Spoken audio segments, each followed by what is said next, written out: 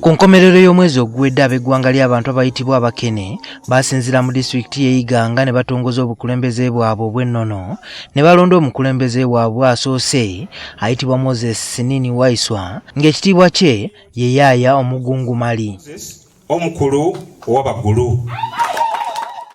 Wabula waliwo ekiwaayi ky'abakenyi kiddukidde ku minisitule y'ekikula ky'abantu nga bawakanya obukulembeze obwalondeddwa bwe bagamba nti bwateekeddwawo mu kupapirira olw'okwenoonyeza ebyenfuna. Bano abakulembeddwamu ku Maama Nsamba eyaliko minisita Mmengo era n'abeerako omubaka wa Bbaale mu Paalamenti bagamba nti abakene bangi balekeddwa ebbali mu nteekateeka eno nga bwe batyo baagala minisitule y'ekikula ky'abantu eyimirize eby'okukakasa obukulembeze buno. Abakulu abazeeyi twalabanga tekyakwatibwa bulungi ate kyakwatibwa mu kiseera kitono ekyali kyetaaga okuwebuuzibwako abantu bebikwatako. Abamu ku bano bawakanya okutondawo obukulembeze bw'ennono obutongole nti kuba abakene basasanye mu bukulembeze obw'ennono obw'enjawulo omuli obwakabaka bwa Buganda mu Bwakyabazinga bwa Busoga ne mu Tteeso. Olulimi abakenye tebalina lulimi. Omukenye w'etororo tojja bw'abanga ayogera ne mukenye munne we Buganda awateekwa okubeerawo translator.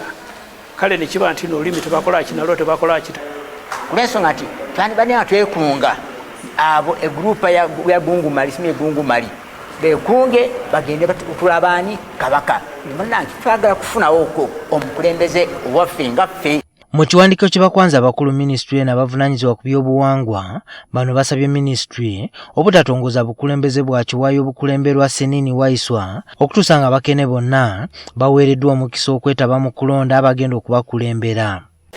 Ekiwandiiko kyandibaire kireetebwa abantu bakikubisaka ebirowoozo kuva wansi paka waigulu era tuli wano ku Ministry of Gender tumale okuteeka ekiwandiiko ekyemererya obwakabaka bw'abakenye obuliwo era bubulawo. Nsonga eyo ebintu byonna bye baakoze bifu bwefuufululufu era tebigobererwa era buli muntu yenna abadde alowooza nti bitambula ebyo tubisazaamu tulese petition okulaba nga tubisazaamu. Obukulembeze bwaffe tebujja kuba na lutalo lwonna na bukulembeze bwe obuliwo obwatandika edda, wabula tujja kubasisinkana batuwabule batubuulire ebyo bye tutamanyi era tubasaba okubasisinkana.